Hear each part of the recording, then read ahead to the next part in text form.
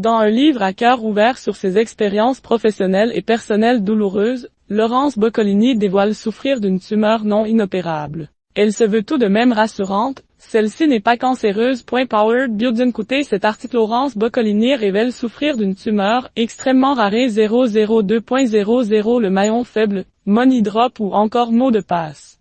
Le point commun de ses émissions de TF1 et de France 2, son animatrice vedette.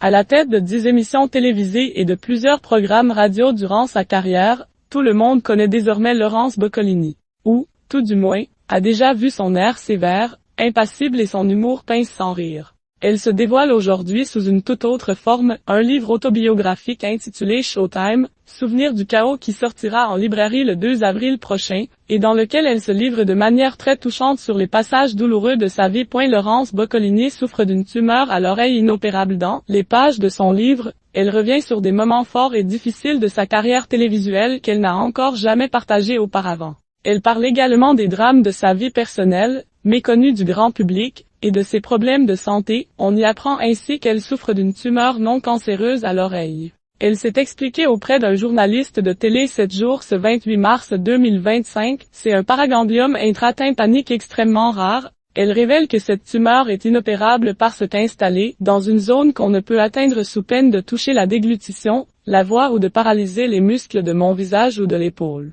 On ne peut rien faire si ce n'est l'empêcher de grossir via la radiothérapie. Moi qui aime tant la radio, c'est un comble, quand même, rire.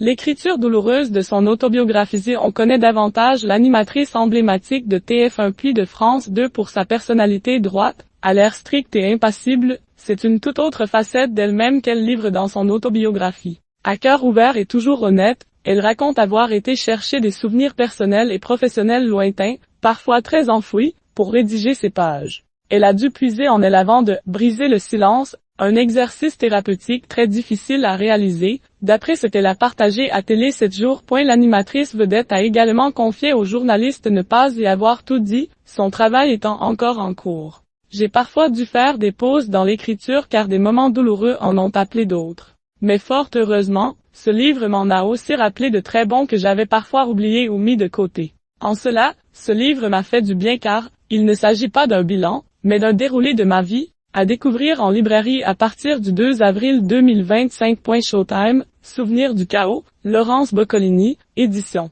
Brochet, 19,90 €.